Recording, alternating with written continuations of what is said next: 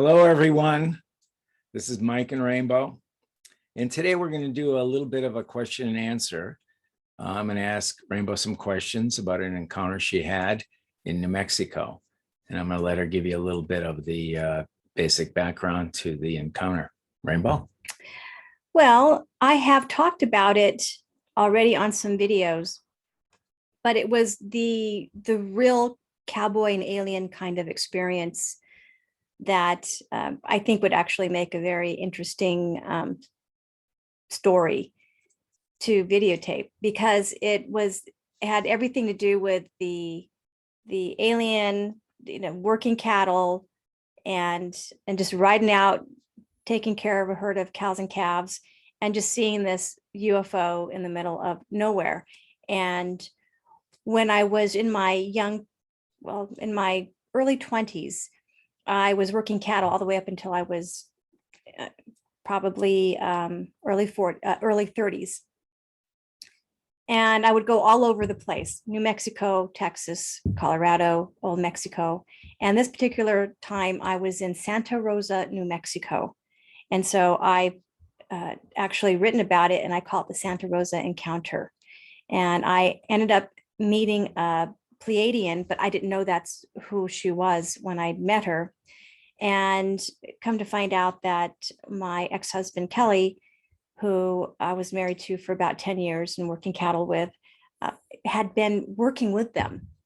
And I had no clue. He didn't tell me. And this experience just kind of started this strange journey of me trying to remember all this amazing stuff I used to do with aliens, with Kelly, and with some other people. So that's kind of where we're going to go with today's story. Okay, great. Okay, so I'm going to ask you a series of questions, and we'll see how it goes from there. So can you describe in detail what the Pleiadian being looked like, and what type of energy did you feel from her? Well, she was a tall blonde woman. She had Kelly was 6'1", and she was taller than he was. So she was probably 6'3", 6'4" in height. She's very slender. She had on a silver mesh jumpsuit that was tight to the body. She had a very beautiful figure and just a very beautiful energy to her. She had the beautiful blue eyes. She was probably the most beautiful woman I've ever seen. She just had that beauty to her that isn't from this world. She emitted a type of energy to her that was very comforting and very relaxing and very loving. And so when I had first seen her, she was standing outside of the UFO, the spacecraft that she was flying. And to me, it seemed like the spacecraft was small, but it was only because she was so tall. She had blonde hair, and it was down past her shoulders. It was long, straight hair. It was the blonde, like not the quite platinum blonde, but a very light color of blonde. Yeah, great. So can you tell us a little bit about the ship itself, kind of the size, what the outer surface looked like, and anything that was inside? Because I think you did tell me at one time that she had given you the opportunity to look inside the ship. Yes. So what happened was, one morning we were riding out. It was going to be a really hot day. So we went out early in the morning and decided to go look for some cows and calves that we hadn't seen in a while. And so we went around a bend in this arroyo, and there she was on this flat area. And so when we rode up, I'm like, there she was, there the UFO was. And it's like, it didn't compute for a minute. And I'm like saying to Kelly, do you see what I see? So he's smiling. He goes, yes. So we ride our horses up. Interestingly enough, the horses weren't afraid of the UFO or her. Oh. Yeah. So, and I didn't think about that, but they didn't react. And it was the energy that she was just sending out that just was just so loving and wonderful. And the horses were just my horse. I was riding my mare War Bonnet, and she was green and I was green at the time. I was training her, and she just didn't react, and that I was really grateful for that. Got off our horses, and the Pleiadian woman went over to Kelly, and this is what's really interesting. And I have to say this first before I say what the UFO looks like. She goes over to him, and they know each other. Mm-hmm. And it didn't hit me until after I started to think about what had happened. I was more intrigued with the UFO, kind of, like Michael's shirt. So I go over to the UFO. It's circular, and it's a gunmetal gray or gunmetal type of color. And there was no windows that I could see, but it was the typical top dome, and then the extended out saucer like ridge, and then a dome on the bottom. But it was on a stand, kind of like a 3-pegged stand, with the metal legs coming out. So I was holding it up. And and for me, and I think back about it, I was thinking, well, why why is this more sophisticated? I don't know what I was thinking, but I just thought it should be more sophisticated. I went to touch it because everything in me told me to touch it, and I did, and it was cool to the touch, and it was like soft. When I touched it, it was cool and a very soft type of metallic material that dented in when I touched it. It was almost like it vibrated or it was alive. And I remember thinking, oh my God, in this hot sun, how could this be so cool? Mm-hmm. And so. No, that's it. Okay. I'm just agreeing with you. And so Kelly and this woman, and I never learned her name. She may have told me, but it's just something that didn't stay with me. Came over to me and she said, would you like to go inside? And I said, oh my God, yes, of course. And I looked at Kelly and I said, are you coming? He says, no, I've been in it already. And you would have thought that would have stuck with me too, but I was like, oh, okay, whatever. I'm gonna go to the UFO. I mean, when your partner says to you, "Oh, I've been in there already. I've already been in the UFO," you would think you'd be going, "What?" But I just didn't give it a second thought. I was going into a UFO. I was all excited. It's like a new adventure. So we go from the I want to say the bottom, but it wasn't. I think it was a door to the side, because I remember kind of crawling in. And the UFO was probably about 30 feet in diameter. Kind of a typical smaller, one craft, one person. Okay. Yeah, one person craft, right, is what I would call it, because that's exactly what she told me. She said it was just designed for just her to fly around in. Almost, I would think almost like us driving a car, somebody driving. So did it look on the when you looked at it from the outside, did it look equally the same size on the inside? Yeah, it was very similar. Yeah, okay. Kind of cramped. Because a lot of times people will say that it looked this big when they got inside. It was huge inside. It didn't have small. The vortex effect to it. It didn't have the where it changed in size. Okay. It was really cramped, and I was so disappointed because I'm thinking I'm going into a UFO and it's going to be like I saw in the movies, like Star Trek and all the and she had a mirror, a window that was about this tall and about this wide, and that was it. And I'm like, how can you look out the window? And she said, well, I don't need to. And I at that time I just couldn't comprehend. So why. It was definitely a window, not a screen. There was just like a window. Yeah, it wasn't a screen. It was a window, a little window. And a little light came in, and then there was a like metal pillar in the middle, and she had a panel off, and there was all this different colored fiber optics that were on the inside. and she was tweaking something. And then she also told me that she was also getting energy from the sun. So something about that. And then that's why she was actually in the location she was at, because she was trying to fix something that wasn't working quite right. And she told me, and it was so over my head. It was like,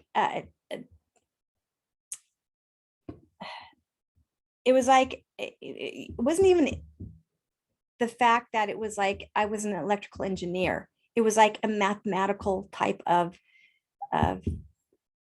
stuff included in that. I mean, the way she was speaking to me, she assumed I would understand, and I just didn't understand. And so I had asked her if I could go for a ride in it, and she said no. She said I couldn't, and she said, and I was like really disappointed. And she said no, because it would be a horrible experience for me. She said it would be like an out-of-body experience that would be extremely painful. She said that because I don't think the inside atmosphere was created for her and for her group, for her species, but not for humans.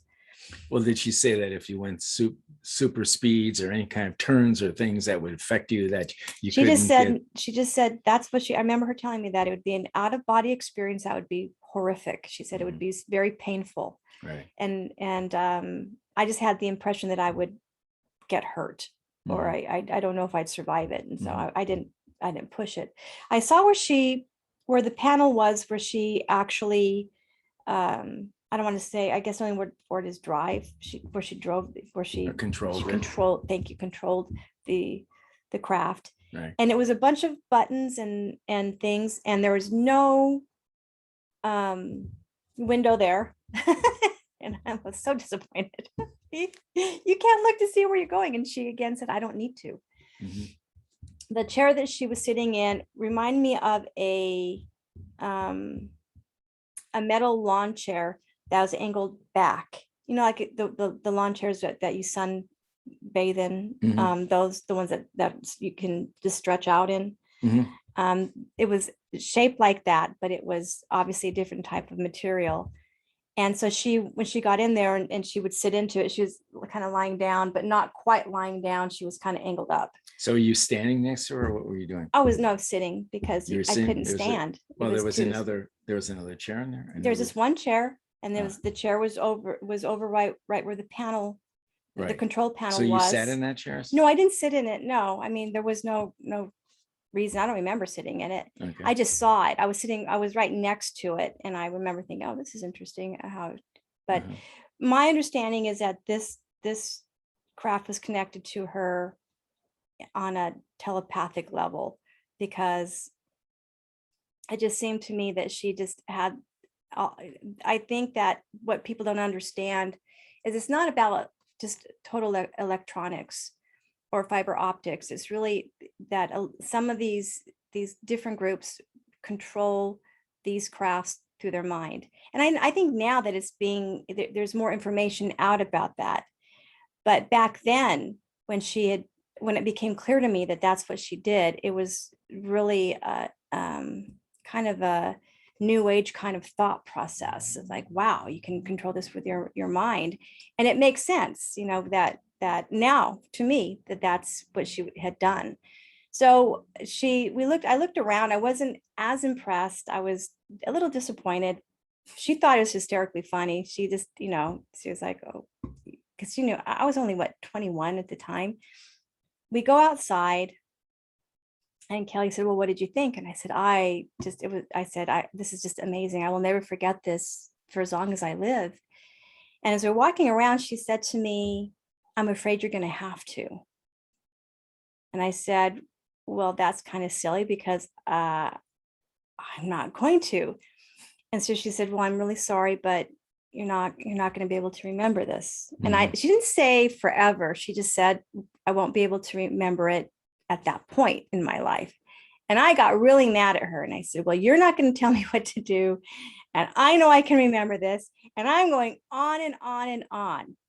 And Kelly's grinning at me. And it was really interesting, because he didn't he didn't kind of cut in and say, Rainbow, be nice, or don't do that, Rainbow, or whatever. He was just grinning, and she was not upset with me at all. And I'm going on, and boom, I'm on my horse and I'm in another area. And I turn and look at Kelly, and I'm confused. I'm like, I really thought that I had fainted on my horse. I literally thought I just kind of blacked out and came to. Right. And so I'm all Twitter-pated and agitated still, because for me, I was just arguing with this Pleiadian woman saying, I'm never going to forget this. You can't tell me what to do. And I'm all mad. And then, I just kind of, boom, I'm on my horse. So my emotional state didn't get a chance to catch up with itself. Right, right. So I'm still like, ugh. And you don't really know why you're like that? I didn't know why I was irritated. And I turned to him. He's grinning at me. He goes, Rainbow, are you okay? And I'm like, yes, I'm okay.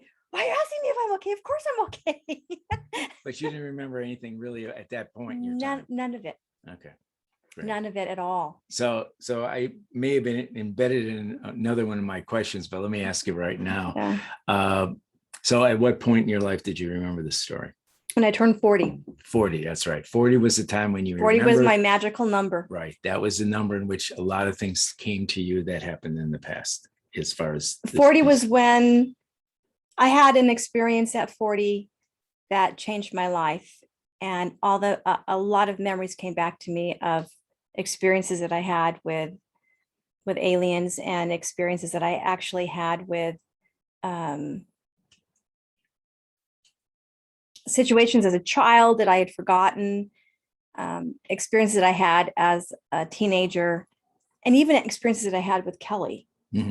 So, and it's not like anything stopped. It's just that somehow the blocker was put in, and I don't understand how the blockers work. I would like to, but I don't understand it. And now I was shown something really interesting in a memory, in something that I had seen. I saw an X-ray of my brain. Oh, you never told me that. And it was, I was at this memory was, I was in a hospital, and I was sitting next to a nurse, and I'm looking at an X-ray of my brain, and I said, well, why is my X-ray of my brain up there? I said, am I sick? Is something wrong? And she was like, no, we just want to see where everything is located. And I saw like a black dot that was pretty big in the middle of my brain. And like I saw other ones. Like yeah, it was an implant, but it was like a big black piece of metal or something that was shaped like a tooth, reminded me of a small tooth. And I had, I think I saw 6 dots, which were implants, that some were bigger, some were smaller. But what was really interesting was that the one that was in the middle, she said they couldn't touch. She said that it would kill me if they even tried to get that one, because I'd asked her about that. I said, well, what's with that one in the middle? I think that one is the one that was placed in where the block started. I think that when stuff like this happens, they're able to kind of go in and block it, because there's these implants, that's what they do. They change your memory. They block it out. And I think something would happen to that implant, because I was able to, at 40, remember. And the block was just taken away completely and never came back. You think they took it out? Well, the experience that I had with the memories coming back was pretty instrumental. And I don't know if it was alien, I don't know what it was, but it was when I was driving my car to do a dance class for some kids.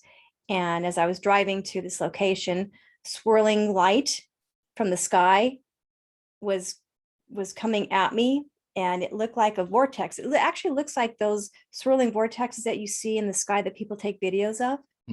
But this was bright white and a golden yellow, and it swirled and swirled. It came through the windshield, and it got me. And when it got me, I went back, and something took over my body, and took me to the location I was going to, but I don't have any memory of being the one driving the car. Or A little bit of missing time. no, it was like while I was aware that I was in the car, but it was like a screen was in front of my third eye, and the flashing of memories was coming through at a phenomenal speed beyond anything that is humanly possible. And after that was the experience. And that's when okay. all the memories came back, and it Okay. just, and I didn't know it was going to happen. Now I did have a pretty intense experience before that. And I think that, or maybe I had a very intense experience after that. I can't remember the time frame, but after that situation happened, I went through about a year of depression, because when you realize that you've forgotten major parts of your life, Right. and important parts of Sure. of what you've done with other groups off the planet, you go, it's not a denial, but you go through a shock of just emotional sorrow, because it's just a shock of your core. Mhm. That's all I can say. Well, okay, it sort of leads me a little bit into this next question. So how long do you think the encounter lasted? Which one? The Santa Rosa one we're talking about. How long did that time frame do you think it really was? Oh, from my memory, Yeah, coming back, about 20 to 30 minutes. 20 to 30 minutes. Yeah. Okay. Because they were friends. Kelly and this woman were friends, and so they were chatting and catching up. Oh, okay. So, and I was busy, hanging out around the craft, and yeah. But at any point, at what point did Kelly actually acknowledge that this encounter had existed, and that he had an encounter before with this particular alien? He never, interestingly enough, the medicine man that he wanted me to bring it up to him. He didn't want to say anything to me. He wanted me to remember it. And after that, the memories started coming back, and I remembered that. You're talking about at 40? At 40. Okay. I contacted a friend of ours, Woody, and every once in a while we would talk and chat, and Woody was a very good friend of Kelly's, and was mentioned that he was going to go see him in Texas. And Woody was a part of some of the experiences that Kelly and I had with aliens, so he was aware of what was happening. And I told him about this memory that I had that came back to me, and I said, "Will you do me a favor?" I said, "I need confirmation on this." Mhm. I said, "Either it happened or it didn't. Either Right. I imagined it or it really happened. I need to know for sure." And he said, "I'll ask him. Don't worry about it." And so I gave him the details. And so about, I'd say 3 weeks later, 3 weeks to a month later, he calls me, and he said, "Well, I just came back from seeing Kelly." And he said, "Kelly told me to tell you that he's really happy that you remembered, because he didn't think you ever would." He said he wasn't sure if by the time he left this earth that you would be able to come back and talk to him about it. And he's just thrilled that you remembered. And he wanted me to tell you that yes, it did happen. And so I said, "Well, I have so many questions to ask." I said, I want to go out and see him. Mm-hmm. And he said that Kelly welcomed me going out to go see him. And that was probably before the holidays. And his, when did he die? He died about 3 months after that, I think. So you never got to talk to him in person? No, he passed away before I could get out there to go see him. I see. So did you or Kelly have any immediate effects, or were there any long-term effects from that particular encounter, the Santa Rosa? Anything that you can remember, short-term, long-term? Nope. No, Okay. she was, it was just like meeting another person. And I think that's kind of what I want to, I can't the way that I feel about these encounters for anybody who's experiencing them is that some are good and some may not be good. The ones that are good, like this one, was the memory that the feeling that I got from the memory was it was very comfortable and loving. And so if there's anything that I took away from that is that all the experiences aren't bad. Right. I'm not saying that they're all good, because they're not. And I haven't had good ones, but this particular one was a one where she wanted to make sure that I felt comfortable, because she knew that it was my first time of seeing her. Right. So are we saying that this was a happen chance, or this was a planned encounter? She planned to have this because it seemed like she had craft. communication with Kelly. Okay, she had communicated. So like the craft thing really wasn't that she had No, she actually had the landed. panel off, Right. and the fiber optics, all that stuff was in there. But that And wasn't the primary reason she was in that location. Is that correct? the location itself, I remember, this is what's really interesting, is the location itself was so far back where if there would have been any kind of abduction or anything strange that would have happened, I would have been so far away from civilization that, I mean, there could have been a ranch house here and there, but that would have been it. Right. So when we were out there, and at this time, I didn't really think a lot about UFOs or the experiences that I had as a child. I think I was trying to get away from all of that. Sure. But when we went to this location, I realized, I said, this is the perfect spot for, and this is before I even had the experience with her. I said to myself, this is the perfect place for an alien encounter. I remember thinking that. And I remember sitting on a fence, watching my horses eat, because I just fed them. And the sun was setting. And I remember thinking, why am I not seeing any spacecraft flying around? Because this would be the location where I would see that. So should you think by thinking that helped attract that? It was already planned. It's already planned. It was already planned. Okay. Yeah. Okay. So I think on an empathic level, I probably picked up on it. Oh, you picked up that something was going to happen. Yeah, I think so. Yeah. Yeah, that makes sense. Okay. So here's a question, although I think through some of the other questions you already kind of answered, but let me kind of ask it because maybe something else will pop up. What do you consider this particular encounter like a teaching moment? Did you gain any insight about a Pleiadian race or any other cosmic wisdom from the encounter?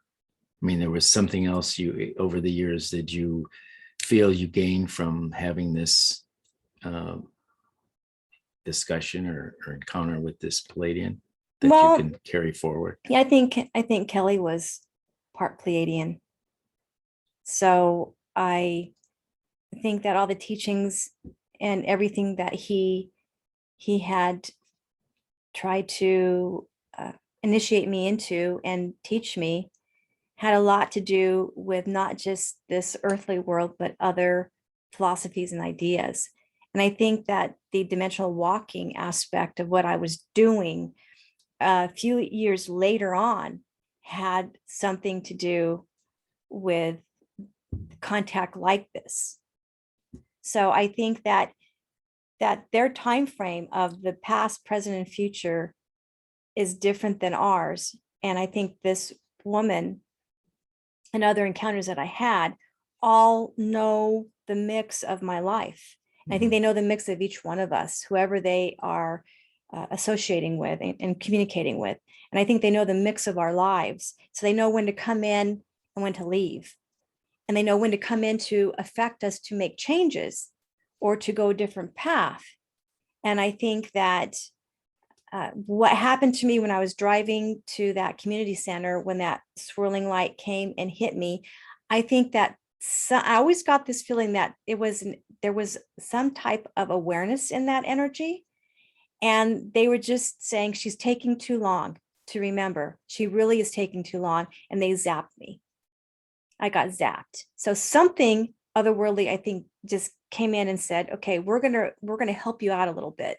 Mm-hmm. And because after that, the depression that I went through was I was so sorrowful over lost time. I thought, God, if I would remember this 10 years ago, what could I be doing now?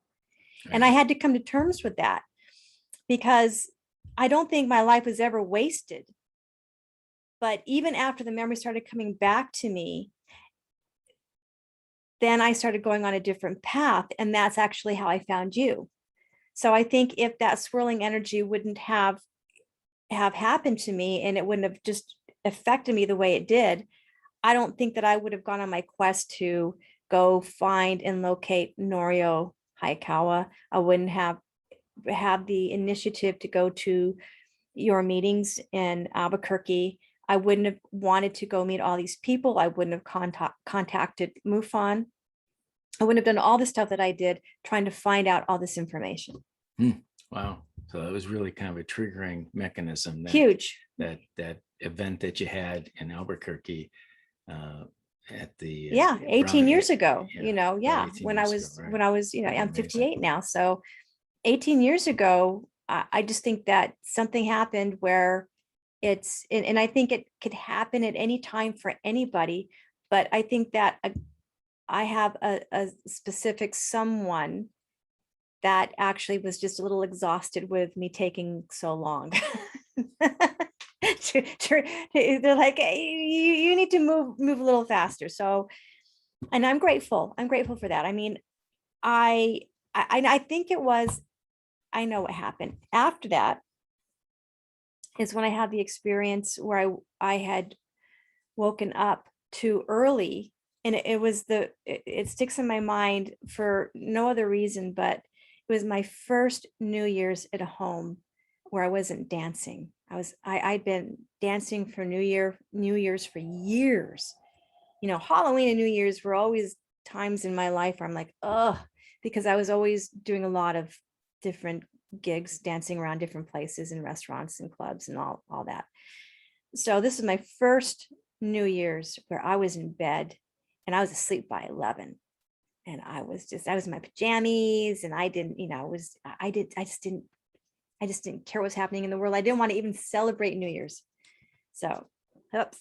And so anyways, I woke up about 3 a.m. with had fallen asleep on my love sofa, and it was elevated up off the ground 3 feet. And I woke up and I heard that hum that UFOs have when they're really low to the house. Mm-hmm. Sure. In fact, Billy Myers, he actually was able to, I guess, record the sound, and that's as closest to what I heard. Right. So, and the lights were swirling in the house, neon, like a strange blue, like a neon blue and white, and it was swirling in the house, and it was going woo, woo, woo. And I woke up, and I think the sound is what woke me up. And it was almost like they went, oh no, she woke up. Oh, well, and they dropped me. And I was on the sofa, and they dropped me, and I landed in a thud on the ground, and it jarred me. It actually hurt. Mm-hmm.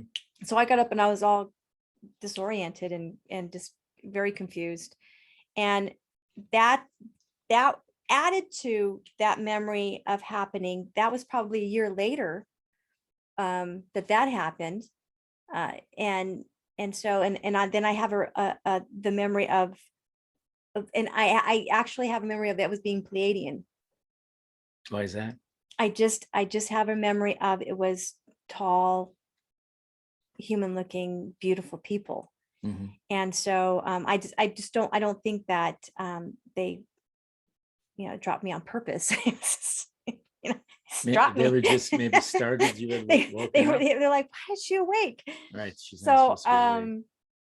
Yeah, I was, and then I went through a further extreme experience where I was dissected. I was had my little soul, my little spirit was in a container, and I saw myself, my body parts stretched out, and they were doing something to my body. And they're really tall. I mean, we're talking giants. I don't know who they were, but they were just doing something. They were different.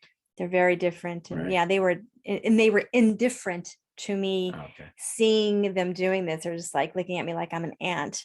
or like I'm a little, guinea pig. Right. And so, and then I went through a period where when I came back from that, I felt like I was in a new body.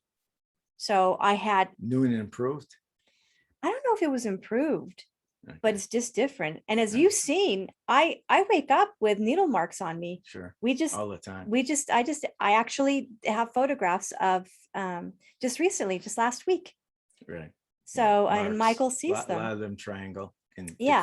different three needle marks sometimes. Yeah. Or even sometimes it's just two. two, but it still has that feeling that there's something maybe at the Right. base of those two or something. Yeah. Oh Yeah. yeah. So so they're still doing stuff. And so I don't Sure. think once as a child, once you have encounters, that it ever really stops. I mean, I don't have the same experiences as I did when I was younger, because I had my tubes tied and I can't have any babies. And I think that was, once I got my tubes tied, I think is when they started to understand that that my mind frame of having children, it didn't stop them from, I think, coming in and taking eggs. They can take the eggs. Yeah. Sure, I the think they eggs will still did that, produce but for a period of time. yeah, anyways. yeah. But I think that from that point on, I noticed from the time I had my tubes tied that they stopped. Something changed. Yeah, they Something started changed. leaving me alone more and more. Right. Okay. Well, anything else, Rainbow? I think I think we covered the Santa Rosa encounter or incident, and I think plus there was a lot more information that was maybe tied to that in a way or connected. It's all connected. Right. I mean, I think that people can understand it's everything is always connected.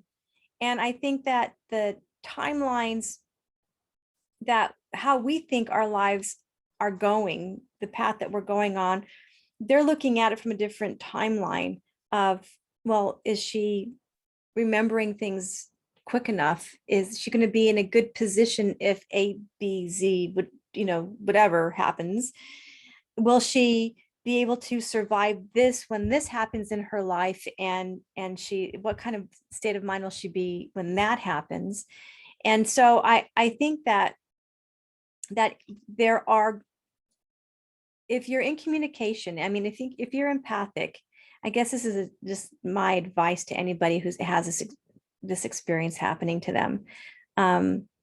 If you're empathic and you're able to communicate with these people and these beings and whoever they are, is understand that communication is going to happen for most of your life.